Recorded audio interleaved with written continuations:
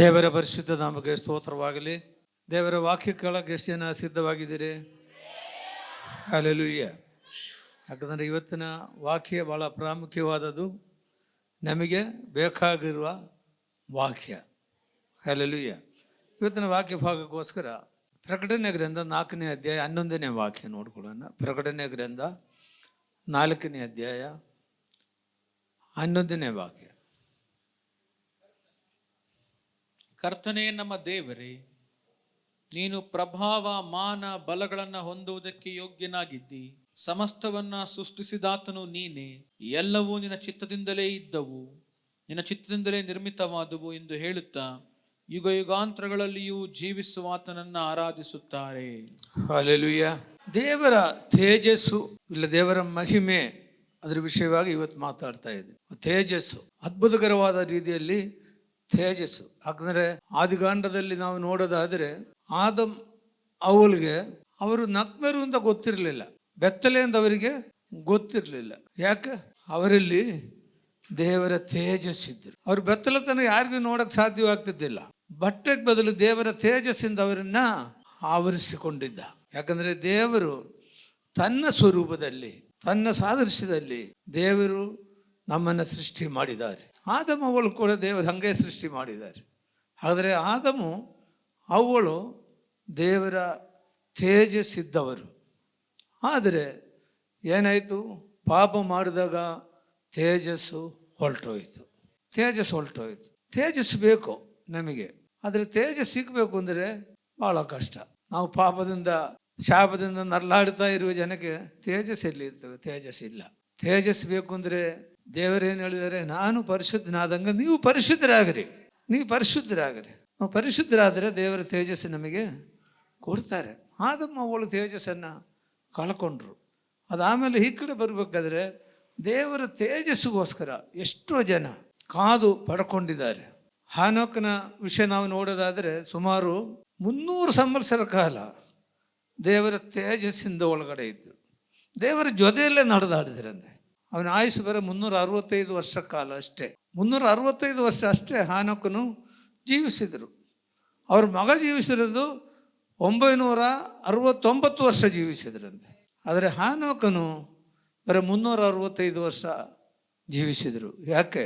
ಅವನ ತೇಜಸ್ಸಿಂದ, ದೇವರ ಜೊತೆಯಲ್ಲಿ ನಡೆದಾಡಿ, ಇವನಿಗೇನು ಇಲ್ಲಿ ಭೂಗಿಯಲ್ಲಿ ಬೇಕಾಗಿಲ್ಲ, ನಾನೇ ಇವನಿಗೆ ಕರ್ಕೊಂಡು ಹೋಗ್ಬಿಡ್ತೀನಿ ಅಂತೇಳಿ ದೇವರವನ್ನ ಕರ್ಕೊಂಡು ಹೋಗ್ಬಿಟ್ಟ. ಹಲ್ಲೆಲೂಯಾ. ಹಾನೋಕನು ಈ ಪ್ರಪಂಚದಲ್ಲಿ ಸತ್ತಿಲ್ಲ, ದೇವರ ಜೊತೆಯಲ್ಲಿ ಹೋಗ್ಬಿಟ್ಟ. ಜೀವದಿಂದ ಹೋಗಿರೋನು ಯಾರ್ಯಾರಿದ್ದಾರೆ ಗೊತ್ತಾ ನಿಮಗೆ? ಹಾನೋಕನು ಮತ್ತು ಏಲಿಯನು ಇಬ್ಬರು. ಹಲ್ಲೆಲೂಯಾ. ಹಾನೋಕನು ದೇವರ ತೇಜಸ್ಸಿಂದ ಜೀವಿಸಿದರು. ದೇವರ ಮಕ್ಕಳಿಗೆ ತೇಜಸ್ಸು ನಮಗಿಲ್ಲ ಅಂದರೆ ತೇಜಸ್ಸು ಪಡ್ಕೋಬೇಕು. ತೇಜಸ್ಸು ಅನೇಕರು ಆ ತೇಜಸ್ಸನ್ನು ನೋಡಬೇಕು ಎಂಬುದಾಗಿ ಎಷ್ಟೋ ಜನ ಕಾಯ್ತಾ ಇದ್ದರು. ಹಳೆ ಒಡಂಬಡಿಕೆ ಕಾಲದಲ್ಲಿ ಮೋಶೆಗೆ ದೇವರ ಆಜ್ಞೆಗಳು, ದಶಾಜ್ಞೆಗಳು, ಕಟ್ಟಳೆಗಳು ಕೊಟ್ಟರು. ಯಾಕೆ ಕೊಟ್ಟರು? ಮೋಶೆಗೆ. ಅಬ್ರಹಾಮನಿಗೆ ಯಾಕೆ ಕೊಟ್ಟಿಲ್ಲ? ಯಾಕೋಬನಿಗೆ ಯಾಕೆ ಕೊಟ್ಟಿಲ್ಲ? ಮೋಶೆಗೆ ಕೊಟ್ಟರು. ದೇವರನ್ನ ಎದುರು ಪದರೆ ನೋಡ್ರಿ. ದೇವರ ತೇಜಸ್ಸಿಂದ ಇದ್ದವನು. ಅವನು ಸೀನಾಯಿ ಬೆಟ್ಟದ ಮೇಲೆ ಹೋದರೆ 40 ದಿವಸ ದೇವರ ತೇಜಸ್ಸಿನಿಂದ ಕಾಲ ಕಳೆದ. ಅಲ್ಲಿಂದ ಇಳಿದು ಬರಬೇಕಾದ್ರೆ ಮೋಶೆನ ನೋಡೋಕ್ಕೆ ಯಾರಿಗೂ ಸಾಧ್ಯವಾಗಿಲ್ಲ. ಮೋಶೆಗೆ ನೋಡಬಾರ್ದು ಅಂತ ಬಟ್ಟೆ ತಗೊಂಡು ಹಾಕಿದ್ರಂತೆ. ಅಷ್ಟೊಂದು ತೇಜಸ್ಸು ಮಹಿಮೆ ಹೊಂದವನಾಗಿದ್ದ ಮೋಶೆ. ಹಾಗಾದರೆ ತೇಜಸ್ಸು ಅಥವಾ ದೇವರ ಮಹಿಮೆ ನಮಗೆ ಬೇಕು, ಕಳ್ಕೋಬೇಡ್ರಿ. ಅದು ಬೇಕು ಅಂದರೆ ಒಂದೇ ದಾರಿ, ನಾವು ಕೂಡ ದೇವರ ಮಕ್ಕಳಾಗಿರಬೇಕು. ಹಾನೋಕನು ಯಾವ ರೀತಿ ದೇವರೊಂದಿಗೆ ನಡೆದಾಡಿದರು? ಅವನು ಮದುವೆ ಆಗಿದ್ದ, ಮಕ್ಕಳಾಗಿದ್ದ. ಕೆಲವರು ಹೇಳಿದ್ರು ಮದುವೆ ಆಗಿ ಮಕ್ಕಳಾದ ಮೇಲೆ ದೇವರ ಜೊತೆಗೆ ನಡೆಯೋಕ್ಕಾಗಲ್ಲ ಅಂತ. ಹಾನೋಕನೇ ಅದಕ್ಕೆ ಪ್ರೂಫು. ಮದುವೆ ಆದಮೇಲೆ 65 ವರ್ಷ ಕಾಲ ಅವನು ಇಷ್ಟ ಬಂದಂಗೆ ಜೀವಿಸಿದ್ರಂತೆ. 65 ವರ್ಷ ಆದಮೇಲೆ ರಕ್ಷಣೆ ಹೊಂದರು. ಅಷ್ಟೊತ್ತಿಗೆ ಮದುವೆ ಆಗಿ ರಕ್ಷಣೆ ಹೊಂದಿದ ಮೇಲೆ ಅವನೇನಾಯಿತು? 300 ಸಂವತ್ಸರ ಕಾಲ ದೇವರ ತೇಜಸ್ಸಿನಿಂದ ಮರೆಯಾಗಿ ಕಡೆಗೆ ದೇವರ ತೇಜಸ್ಸವನಿಗೆ ಕರ್ಕೊಂಡು ಹೋಗ್ಬಿಟ್ಟ. ಹಲ್ಲೆಲೂಯಾ. ಹಳೆ ಒಡಂಬಡಿಕೆ ಕಾಲದಲ್ಲಿ ತೇಜಸ್ಸು ಭಾಳ ಪ್ರಾಮುಖ್ಯವಾಗಿದ್ದ. ಮೋಶೆದೇ ಅದೊಂದು ಸಾದೃಶ್ಯವಾಗಿದ್ದ. ದೇವರ ನಾಮಕ್ಕೆ ಸ್ತೋತ್ರವಾಗಲಿ. ಹೀಗೆ ಮನುಷ್ಯರ ತೇಜಸ್ಸು, ಆದಮ ಅವಳು ತೇಜಸ್ಸು ಕಳ್ಕೊಂಡ್ಬಿಟ್ಟ. ನಮ್ಮ ಕರ್ತನಾದ ಯೇಸು ಕ್ರಿಸ್ತನು ಬಂದಿರೋದೇ ಅದಕ್ಕೋಸ್ಕರನೇ. ನಮಗೆ ಆ ಮಹಿಮೆಯನ್ನು ಯೇಸಮ್ಮ ಹೇಳಿದ್ರಲ್ಲ, ಏನು ಹೇಳ್ದ? ಮಾರ್ತಳು ಮರಿಯಳಿಗೊಂದು ಮಾತು ಹೇಳಿದ್ರಲ್ಲ, ಏನು? ನಂಬಿದರೆ ನೀನು ದೇವರ ಮಹಿಮೆಯನ್ನ ಕಾಣುವೆ. ಮೊದಲನೇವಾಗಿ ನಂಬಿಕೆ ಇಡಬೇಕು, ನಂಬಿಕೆ ಇಡಬೇಕು. ಮಾರ್ತಳು ಮರಿಯಳು ಕೂಡ ಯೇಸು ಭಾಳ ಪ್ರೀತಿ ಮಾಡ್ತಾ ಇದ್ರಂತೆ, ಲಾಜರನ್ನು ಕೂಡ ಪ್ರೀತಿ ಮಾಡ್ತಾ ಇದ್ರಂತೆ. ಆದರೆ ದೇವರ ತೇಜಸ್ಸು ಪಡ್ಕೊಂಡಾಗ, ಇಲ್ಲಾಂದರೆ ಲಾಜರ್ನ ಎದ್ದು ಬರ್ತಿದ್ದಿಲ್ಲ. ಅವರ ನಂಬಿಕೆ, ತೇಜಸ್ಸು. ಹಳೆ ಒಡಂಬಡಿಕೆ ಕಾಲದಲ್ಲಿ ನಾವು ಯೆಶಾಯನ ಬರೆದ ಗ್ರಂಥ 60ನೇ ಅಧ್ಯಾಯ 1-2 ವಾಕ್ಯಗಳು ನಾವು ನೋಡೋಣ. ಯೆಶಾಯನ ಬರೆದ ಗ್ರಂಥ 60ನೇ ಅಧ್ಯಾಯ 1-2 ವಾಕ್ಯ. ಏಳು ಪ್ರಕಾಶಿಸು, ಏಳು ಪ್ರಕಾಶಿಸು, ನಿನಗೆ ಬೆಳಕು ಬಂತು, ನನಗೆ ಬೆಳಕು ಬಂದು ಯೆಹೋವನ ತೇಜಸ್ಸು ನಿನ್ನ ಮೇಲೆ ಉದಯಿಸಿದೆ, ಯೆಹೋವನ ತೇಜಸ್ಸು ನಿನ್ನ ಮೇಲೆ ಉದಯಿಸಿದೆ. ಇಗೋ ಕತ್ತಲು ಭೂಮಿಯನ್ನು ಆವರಿಸಿದೆ, ಇಗೋ ಕತ್ತಲು ಭೂಮಿಯನ್ನು ಆವರಿಸಿದೆ. ಕಾರ್ಗತ್ತಲು ಜನಾಂಗಗಳನ್ನು ಮುಚ್ಚಿದೆ, ಕಾರ್ಗತ್ತಲು ಜನಾಂಗಗಳನ್ನ ಮುಚ್ಚಿದೆ. ನಿನ್ನ ಮೇಲಾದರೂ ಯೆಹೋವನು ಉದಯಿಸುವನು, ಆತನ ತೇಜಸ್ಸು ನಿನ್ನಲ್ಲಿ ಕಾಣಿಸುವುದು, ಆತನ ತೇಜಸ್ಸು ನಿನ್ನಲ್ಲಿ ಕಾಣಿಸುವನು. ಹಲ್ಲೆಲೂಯಾ. ತೇಜಸ್ಸು ಇಲ್ಲಿ ಬೇಡ್ಕೊಂಡ್ರು. ಯೆಶಾಯನ ಹೇಳ್ತಾನೆ, ಹೇಳು ನೀನು, ಯೆಹೋವನ ತೇಜಸ್ಸಿನ ಮೇಲೆ ಇರಕ್ಕಾಗಲ್ಲ. ಭೂಮಿಯಲ್ಲಿ ಏನಿದೆ? ಕತ್ತಲೆಯನ್ನ ಆವರಿಸಿದವೆ, ತೇಜಸ್ಸು ಕಳ್ಕೊಂಡಿದ್ದೇವೆ, ದೇವರ ಮಹಿಮೆ ಕಳ್ಕೊಂಡಿದ್ದಾರೆ. ಬಿಡಿಸಿ ಹೋದಪ್ಪ ಅದನ್ನ. ಯೆಹೋವನ ತೇಜಸ್ಸು ನಿನ್ನ ಮೇಲೆ ಉದಯಿಸಿದೆ, ಇಗೋ ಕತ್ತಲು ಭೂಮಿಯನ್ನು ಆವರಿಸಿದೆ. ಭೂಮಿಯೆಲ್ಲ ಕತ್ತಲು, ಭೂಮಿಯೆಲ್ಲ ಕತ್ತಲು. ಆದರೆ ದೇವರ ತೇಜಸ್ಸು ನಿನಗೆ ಕೊಟ್ಟರು. ಭೂಮಿಯೆಲ್ಲ ಕತ್ತಲಿದ್ದಾವೆ, ಅದರಿಂದ ನೀನೇನು ಮಾಡಬೇಕು? ಕತ್ತಲೆಯಲ್ಲಿರುವರನ್ನ ಬೆಳಕಿಗೆ ತರಬೇಕು. ಅದಕ್ಕೆ ದೇವರ ತೇಜಸ್ಸು ನಿನಗೆ ಕೊಟ್ಟಿರೋದು. ಮತ್ತೆ ಕೆಳಗಡೆ ಹೋದು, ಕತ್ತಲು ಭೂಮಿಯನ್ನು ಆವರಿಸಿದೆ, ಕಾರ್ಗತ್ತಲು ಜನಾಂಗಗಳನ್ನು ಮುಚ್ಚಿಬಿಟ್ಟಿದ್ದೇವೆ. ದೇವರು ನೋಡಕ್ಕೆ ಸಾಧ್ಯವಿಲ್ಲ. ಕಾರ್ಗತ್ತಲಿನಲ್ಲಿ ಜನಾಂಗಗಳನ್ನು ಮುಚ್ಚಿಬಿಟ್ಟಿದ್ದಾರೆ. ಆದರೆ ನಿನ್ನಲ್ಲಿ ಏನಿದೆ? ದೇವರ ತೇಜಸ್ಸಿದೆ. ತೇಜಸ್ಸಿದ್ದ ನೀನೇನು ಮಾಡಬೇಕು? ಹೇಳು, ಪ್ರಕಾಶಿಸು. ಜನಾಂಗಗಳೆಲ್ಲ ಕತ್ತಲೆಯಲ್ಲಿದ್ದಾರೆ, ಆವರಿಸ್ಕೊಂಡ್ಬಿಟ್ಟಿದೆ ಕತ್ತಲೆ. ದೇವರನ್ನ ಕಾಣದಂಗೆ ಸೈತಾನ್ ಮುಚ್ಚಿಬಿಟ್ಟಿದ್ದಾರೆ. ನೀನು ಒಬ್ಬನಾದರೂ ತೇಜಸ್ಸಿದ್ರೆ ಸಾಕು. ದೇವರು ತೇಜಸ್ಸು ಕೊಡುವ ಆತನಾಗಿದ್ದಾನೆ. ಇಲ್ಲಿ ಯೆಶಾಯನಿಗೆ ಹೇಳ್ತಾನೆ, ನೀನು ಹೇಳುದನು, ಪ್ರಕಾಶಿಸು. ಯೆಶಾಯನ ಜೀವಿತ ಬಹಳ ಅದ್ಭುತಕರವಾದ ಜೀವಿತ. ಯೆಶಾಯನಾಗಲೂ ಒಳ್ಳೆ ಪ್ರವಾದಿ. ಅವನು ಸಾಮಾನ್ಯ ಪ್ರವಾದಿ ಅಲ್ಲ, ದೊಡ್ಡ ಪ್ರವಾದಿ.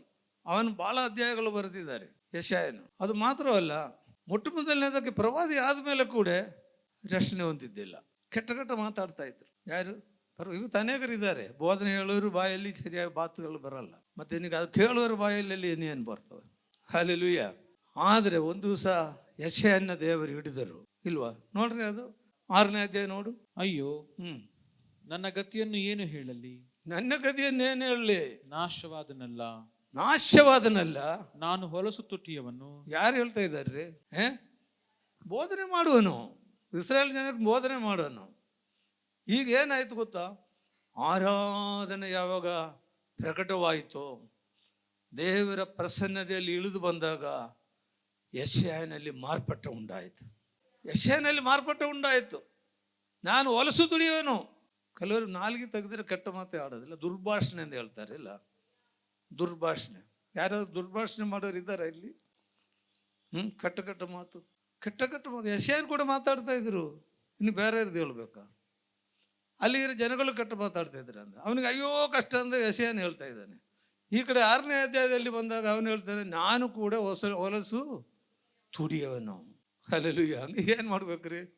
ಬೋಧನೆ ಆಳೋದನ್ನು ಪ್ರವಾದನೆ ಮಾಡುವಂದ ಹೊಲಸು ತುಡಿ ಆದರೆ ಏನು ಮಾಡ್ಬೇಕು? ಅವನು ಗೋಳಾಡ್ತಾ ಇದ್ದಾನೆ, ಅಯ್ಯೋ ನಾನು ಹೊಲಸು ತುಡಿಯವನು. ಹೋದ ವಾಕ್ಯ ಅದನ್ನ, ನಾನು ಹೊಲಸು ತುಟಿಯವನು, ಹೊಲಸು ತುಟಿಯವರ ಮಧ್ಯದಲ್ಲಿ ವಾಸಿಸುವವನು. ಅವ್ರ ಮಧ್ಯದಲ್ಲೇ ವಾಸ ಮಾಡ್ತಾನೆ. ಸುಟ್ಟು ಹುಟ್ಟು ಇರುವರೆಲ್ಲ ಹೊಲಸು, ಇವನು ಹೊಲಸು. 60ನೇ ಅಧ್ಯಾಯದಲ್ಲಿ ಹಂಗಲ್ಲ. ನೀನು ಎತ್ತಳಪ್ಪ, ನೀನು ಹೇಳು, ಪ್ರಕಾಶಿಸು. ನಿನ್ನ ಸುತ್ತಮುತ್ತ ಜನಗಳಲ್ಲಿ ಏನಿದೆ? ನಿನ್ನಲ್ಲಿ ಏನಿದೆ? ತೇಜಸ್ಸಿದೆ.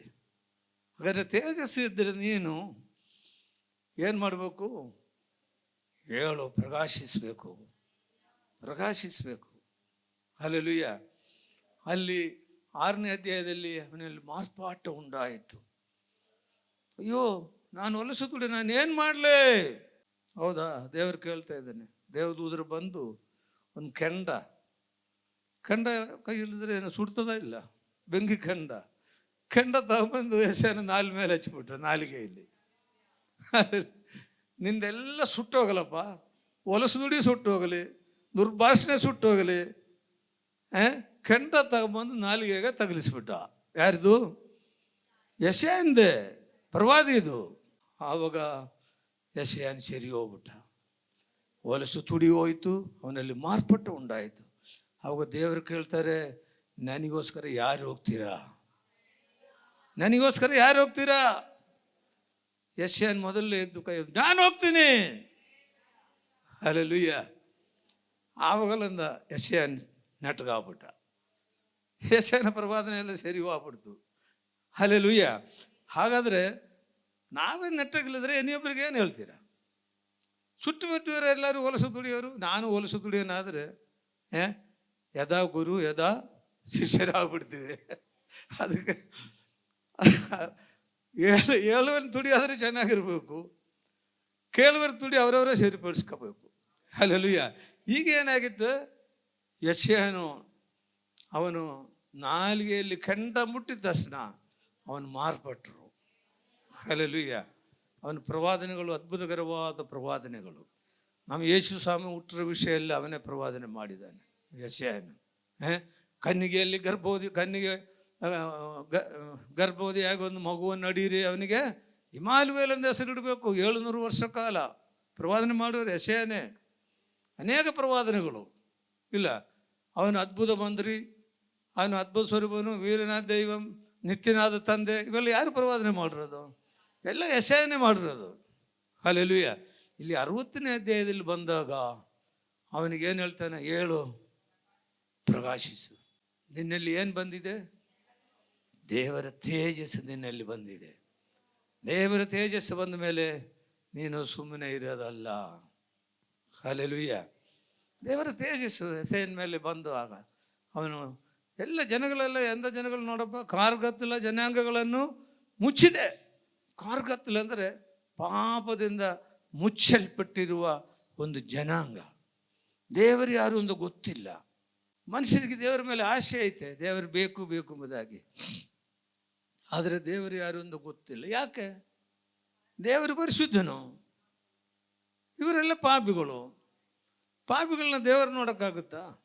ಸಾಧ್ಯನೇ ಇಲ್ಲ. ನೋಡ್ಬೋದು ಯಾವಾಗ ಪಾಪಗಳನ್ನ ತೊಳೆದು ಶುದ್ಧೀಕರಿಸಿದ ಮೇಲೆ ನಾವು ದೇವರನ್ನು, ಯೆಶಾಯನ ಯಾವ್ದು ರೀತಿ ಮಾಡಿದಾನೆ ಅದೇ ಥರ ಮಾಡಿದರೆ ದೇವರನ್ನು ನೋಡ್ಬೋದು. ಹಲ್ಲೆಲೂಯಾ. ಹಾಗಾದರೆ ಕಾರ್ಗತ್ತಲ ತುಂಬಿರುವ ಜನಾಂಗಗಳ ಮಧ್ಯದಲ್ಲಿ ದೇವರು ನಮಗೆ ಹಾಕಿಟ್ಟಿದ್ದಾರೆ. ನಿನ್ನಲ್ಲಿ ದೇವರ ತೇಜಸ್ಸು ಇದೆಯಾ? ದೇವರ ಮಹಿಮೆ ನಿನ್ನಲ್ಲಿದೆಯಾ? ಇದ್ದರೆ ಏನಾಗುತ್ತೆ? ನೀನು ಸುಮ್ಮನೆ ಇರೋದಲ್ಲ. ಹಲ್ಲೆಲೂಯಾ. ದೊಡ್ಡ ಮಾರ್ಪಾಟ ದೇಶದಲ್ಲಿ, ನೀನಿರೋ ದೇಶದಲ್ಲಿ ಒಂದು ಮಾರ್ಪಾಟ ಉಂಟಾಗಬೇಕು. ನೀನಿರೋ ಹಳ್ಳಿಯಲ್ಲಿ ಒಂದು ಮಾರ್ಪಾಟ ಉಂಟಾಗಬೇಕು. ಅವರು ಕೂಡ ಯೇಸುವನ್ನು ಕಾಣಬೇಕು ಅಂದರೆ ನಿನ್ನಲ್ಲಿರೋ ತೇಜಸ್ಸು ನೋಡಿದರೆ ಅವರು ಹೆದರ್ಕೊಂಡ್ಬಿಡ್ಬೇಕು. ಮೋಶೆ 40 ದಿವಸ ಬೆಟ್ಟದ ಮೇಲೆ ಹೋಗ್ಬಿಟ್ಟ. 40 ದಿವಸ. ಆ ವಾಕ್ಯಗಳು ಸ್ವಲ್ಪ ನೋಡೋಣಪ್ಪ. ವಿಮೋಚನೆ ಕಾಂಡ 24:17 ವಾಕ್ಯ ಇರಬೇಕು. ನೋಡು. ಯೆಹೋವನ ತೇಜಸ್ಸು ಬೆಟ್ಟದ ಶಿಖರದ ಮೇಲೆ, ಯೆಹೋವನ ತೇಜಸ್ಸು ಬೆಟ್ಟದ ಶಿಖರದ ಮೇಲೆ ಪ್ರಜ್ವಲಿಸುವ ಬೆಂಕಿಯೋಪಾದಿ ಇಸ್ರಾಯೇಲರಿಗೆ ಕಾಣಿಸಿತು. ಇಸ್ರಾಯೇಲಿಗೆ ಕಾಣಿಸಿತು. ಮೋಶೆಯ ಮೇಘದೊಳಗೆ ಪ್ರವೇಶಿಸಿ, ಮೋಶೆಯ ಮೇಘದೊಳಗಡೆ ಪ್ರವೇಶಿಸಿ ಬೆಟ್ಟವನ್ನೇರಿದನು. ಬೆಟ್ಟದ ಮೇಲಿದ್ದರು. ಅವನ ಆ ಬೆಟ್ಟದಲ್ಲಿ ಹಗಲಿರಲು 40 ದಿವಸ ಇದ್ದನು. ಹಗಲಿರಲು 40 ದಿವಸ. 40 ದಿವಸ ದೇವರ ಪ್ರಸನ್ನತೆಯಲ್ಲಿ. ಊಟ ಆಯ್ತಾ? ಇಲ್ಲ. ನೀರಾಯ್ತಾ?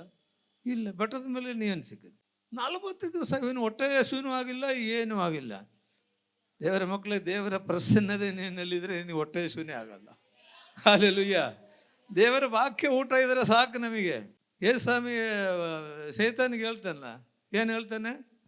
ಮನುಷ್ಯನ ರೊಟ್ಟಿ ತಿಂದ ಮಾತ್ರೆಯಲ್ಲಿ ಬದುಕೋದಲ್ಲ, ದೇವರ ವಾಕ್ಯದಿಂದಲೇ ಬದುಕ್ತಾರೆ. ನಂಬಿಕೆ ಇದೆಯಾ ನಿಮಗೆ? ದೇವರ ವಾಕ್ಯದಿಂದ ನಾವು ಬದುಕುವರಾಗಿದ್ದೀವಿ. ದೇವರ ವಾಕ್ಯ ಬಹಳ ಪ್ರಾಮುಖ್ಯ. ದೇವರ ವಾಕ್ಯ ನಮ್ಮಲ್ಲಿದ್ದರೆ ನಮಗೆ ಆತ್ಮೀಯ ಜೀವನದಲ್ಲಿ ಸತ್ತು ಹೋಗ್ಬಿಡ್ತೀವಿ. ಹಲ್ಲೆಲೂಯಾ. ಎಷ್ಟು ಜನ ದಿವಸ ಬೈಬಲ್ ಓದೋರಿದ್ದಾರೆ? ನೀವು ದಿವಸ ಬೈಬಲ್ ಓದಬೇಕ್ರೆ ಸ್ವಲ್ಪ ಯೋಚನೆ ಮಾಡಿರಿ. ನಾನು ಇವತ್ತು ಬೈಬಲ್ ಓದಿದ್ದೀರಾ? ದಿವಸ ಓದ್ತಾ ಇದ್ದೀರಾ? ನನ್ನ ರಾತ್ರಿ ಓದಿದ್ದೀರಾ?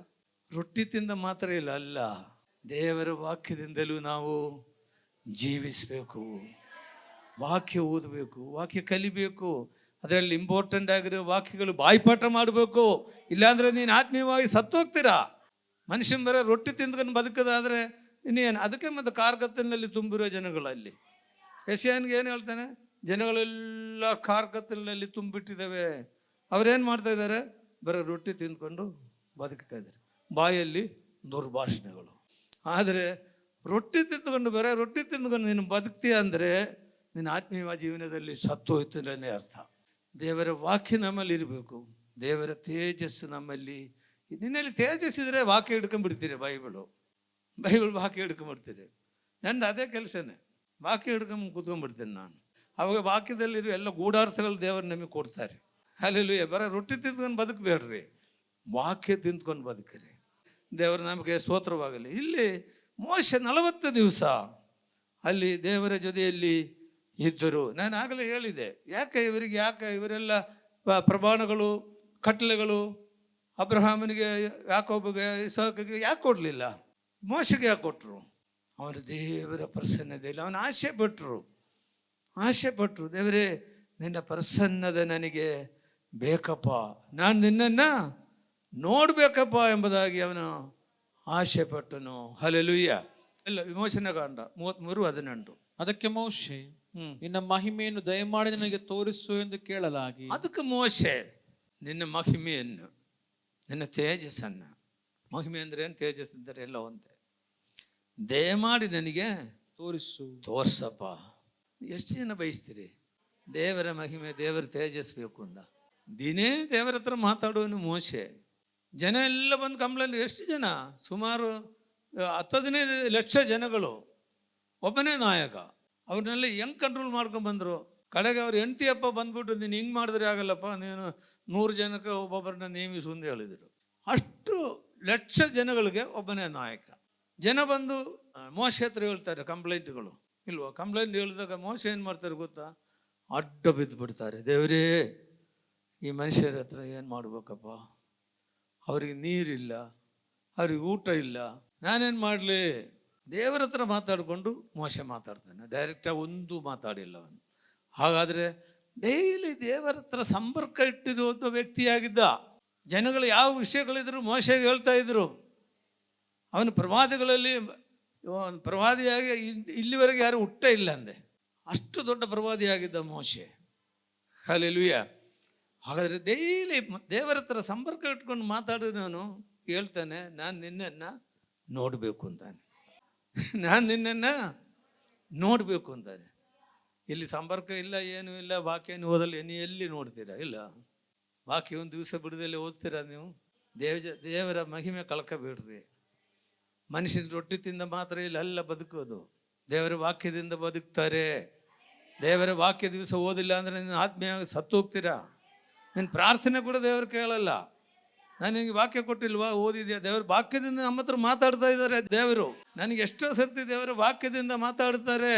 ಯಾರು ಪ್ರವಾದನೆ ಹೇಳೋದು ಬೇಕಿಲ್ಲ ನಿಮಗೆ. ಪ್ರವಾದನೆ ಹೇಳೋರು ಭಾಳ ಜನ ಇದ್ದಾರೆ. ಗಂಡಾಗುತ್ತೆ ಅಂದರೆ ಹೆಣ್ಣಾಗ್ಬಿಡ್ತದೆ. ಆಮೇಲೆ ಯಾರ್ದು ಪ್ರವಾದನೆ ಕೇಳಕ್ಕೆ ಹೋಗ್ಬೇಡ್ರಿ. ನಮ್ಮ ಪ್ರವಾದನೆ ಇಲ್ಲ ಐತೆ, ಬೈಬಲ್ನೆಲ್ಲ ಐತೆ. ದೇವರು ನಮ್ಮೊಂದಿಗೆ ಮಾತಾಡ್ತಾರೆ. ನನ್ನ ಅನುಭವ 2-3 ಸಲ ದೇವರು ನನ್ನೊಂದಿಗೆ ಮಾತಾಡಿದರು. ವಿವರಿಸಿ ಹೇಳಕ್ಕೆ ಟೈಮ್ ಇಲ್ಲಿಗೆ. ವಾಕ್ಯದ ಮೂಲವಾಗಿ ದೇವ್ರನ್ನ ಮಾಡಿದ್ದಾರೆ. ಹಲ್ಲೆಲೂಯಾ. ನಿಮ್ಮ ಹತ್ರ ಮಾತಾಡಲ್ವಾ? ಹಾಗಾದರೆ ಏನು ಮಾಡಬೇಕು? ದೇವರ ವಾಕ್ಯವನ್ನು ನಾವು ದಿನೇ ಕಲಿಬೇಕು. ವಾಕ್ಯದೊಂದಿಗೆ ದೇವರು ನಮ್ಮನ್ನು ಮಾತಾಡ್ತಾ ಇದ್ದಾರೆ. ಅಷ್ಟು ಸಂಪರ್ಕ ದೇವರೊಂದಿಗೆ ದಿನೇ ಮಾತಾಡಿರುವ ಮೋಶೆಗೆ ಒಂದು ಆಸೆ. ಬರೀ ಮಾತಾಡ್ತೀನಪ್ಪ, ನೀನು ಬರೀ ಆಕಾಶವಾಣಿ ಕೇಳ್ತಾ ಇದೆಯಾ, ಮಾತಾಡ್ತೀರ, ನನಗೆ ನಿನ್ನನ್ನು ನೋಡಲೇಬೇಕಪ್ಪ, ನಿನ್ನನ್ನು ನೋಡಲೇಬೇಕು. ಹಲ್ಲೆಲೂಯಾ. ಮೋಶೆಗೆ ಆಸೆ ದೇವರು ನೋಡಬೇಕು ಅಂತ. ಎಷ್ಟು ಜನಕ್ಕೆ ಆಸೆ ಆಯ್ತು ರೀ? ಹಲ್ಲೆಲೂಯಾ. ಎಷ್ಟು ಜನಕ್ಕೆ ಆಸೆ ಐತೆ? ಆವಾಗ ಮೋಶೆಗೆ ಕಟ್ಟಲೆಗಳು ಕೊಟ್ಟಿದ್ದಿಲ್ಲ. ಮೋಶೆ ದೇವ್ರನ್ನ ನೋಡಬೇಕು. ಈಗ ನಮಗೆಲ್ಲ ಸತ್ಯವೇದಗಳು ಕೊಟ್ಟಿದ್ದಾರೆ. ಇದ್ರಾಗೆಲ್ಲ ಯಾವ ವಾಕ್ಯ ಇದಾವೆ ರೀ? ಜ್ವರಗಲ್ಲ. ಯಾವ ವಾಕ್ಯ ಇದ್ರಾಗಿರೋದು?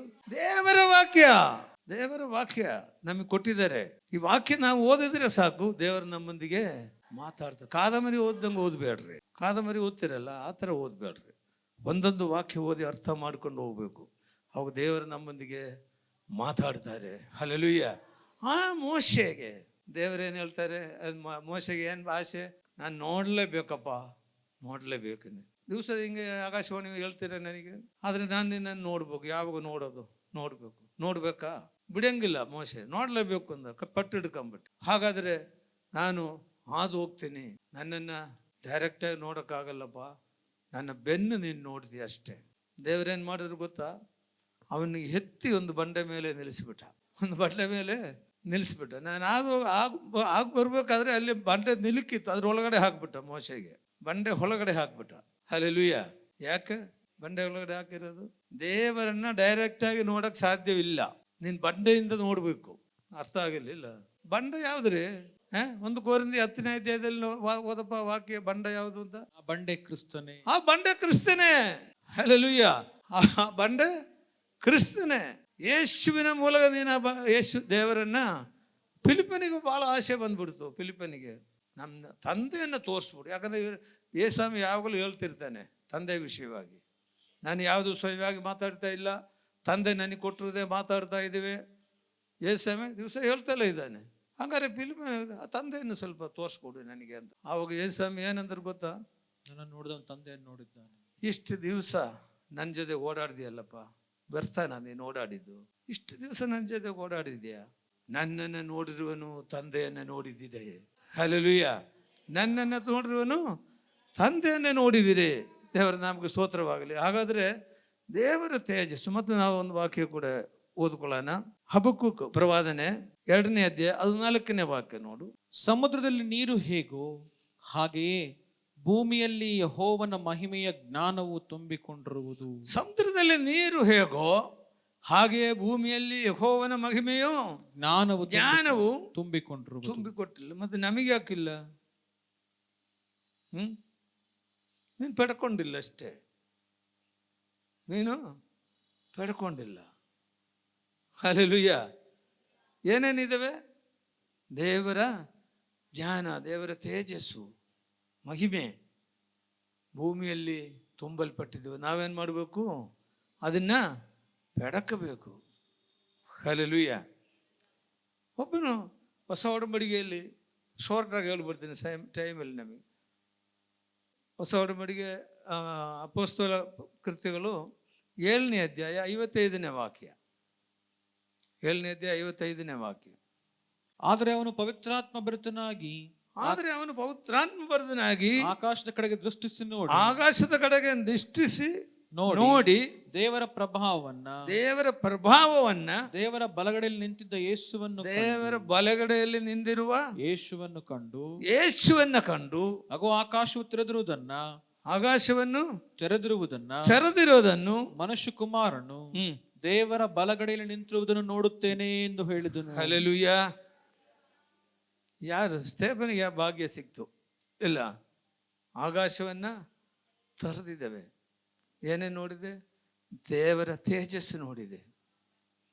ಆಮೇಲೆ ಯೇಸುವನ್ನ ನೋಡಿದಿರಾ? ಯೇಸುವನ್ನೆಲ್ಲಿ ನೋಡಿದೆ? ದೇವರ ಬಲಭಾಗದಲ್ಲಿ ಕುಂದಿರೋದನ್ನು. ಸ್ತೇಫನನ್ನ ಅವರನ್ನು ತೆಗೆದ ತಕ್ಷಣ, ಸ್ತೇಫನ ಕಷ್ಟಗಳು ನೋಡಿದ ತಕ್ಷಣ ಅಲ್ಲಿ ಯೇಸು ಸ್ವಾಮಿ ಎದ್ದು ನಿಂದು ಎಂಬುದಾಗಿ ವಾಕ್ಯದಲ್ಲಿದೆ. ಯೇಸು ಸ್ವಾಮಿ ಎದ್ದು ನಿಂದು ಎಂಬುದಾಗಿ. ದೇವರ ಮಕ್ಕಳಿಗೆ ನಮ್ಮ ಕಷ್ಟಗಳು ಪ್ರಯಾಸಗಳು ಬಂದಾಗ ದೇವರಿಗೆ ಸ್ತೇಫನಿಗೆ ಬಿಡಿಸ್ಬೋದಾಯಿತು, ಆದರೆ ಬೇಗನೆ ದೇವರ ಹತ್ರ ಸ್ತೇಫನಿಗೆ ಕೂಡ ಕರ್ಕೊಂಡ್ಬಿಟ್ಟ. ಹಲ್ಲೆಲೂಯ. ದೇವರ ಮಹಿಮೆ, ದೇವರ ತೇಜಸ್ಸು ಸ್ತೇಫನ್ ನೋಡಿದ. ಇನ್ನೊಬ್ಬರು ನೋಡಿದ್ರು. ಯಾರು ಗೊತ್ತಾ ನಿಮಗೆ? ಅಪೊಸ್ತಲನಾದ ಪೌಲನು. ಅದು 8ನೇ ಅಧ್ಯಾಯದಲ್ಲಿ ಇರಬೇಕಿಲ್ಲ. ಅಪೊಸ್ತಲನಾದ ಪೌಲನು. ಅವನ ಕೆಲಸ ಏನು? ಕ್ರೈಸ್ತರನ್ನೆಲ್ಲ ಹಿಂಸೆ ಪಡಿಸೋದೇ ಕೆಲಸ. ಹಿಡ್ಕೊಂಡು ಹೋಗೋದು, ಅಲ್ಲಿ ಜೈಲಿಗೆ ಹಾಕೋದು. ಅವರಿಗೆ ಇವನು ಅಧಿಕಾರ ಪತ್ರ ಕೊಟ್ಬಿಟ್ಟಿದ್ದಾನೆ. ಎಷ್ಟು ಜನ ದಮಸ್ಕ ಪಟ್ಟಣದಲ್ಲಿ ಬಂದಾಗ ಏನಾಯಿತು? ದೊಡ್ಡದೊಂದು ಬೆಳಕು ಕಾಣಿಸಿತು. ಮೇಲಕ್ಕೆ ನೋಡಿದ್ರು, ಏನಿದು ಬೆಳಕು? ದೇವರ ತೇಜಸ್ಸು. ಇವನಿಗೇನಾಯಿತು? ಕಣ್ಣು ಹೋಗೇ ಬಿಡ್ತು, ಕುರುಡಾಗ್ಬಿಟ್ಟ.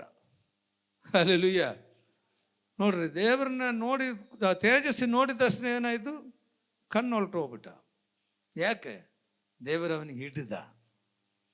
ಅವನು ಕೇಳ್ತಾನೆ, ನೀನು ಯಾರು ದೇವರೇ? ಕರ್ತನೆ, ನೀನು ಯಾರು? ನೀನು ಹಿಂಸೆ ಪಡಿಸುವ ಯೇಸುನೇ ನಾನು. ಹಲ್ಲೆಲೂಯ್ಯ. ಕಣ್ಣು ಹೋಗ್ಬಿಡ್ತು.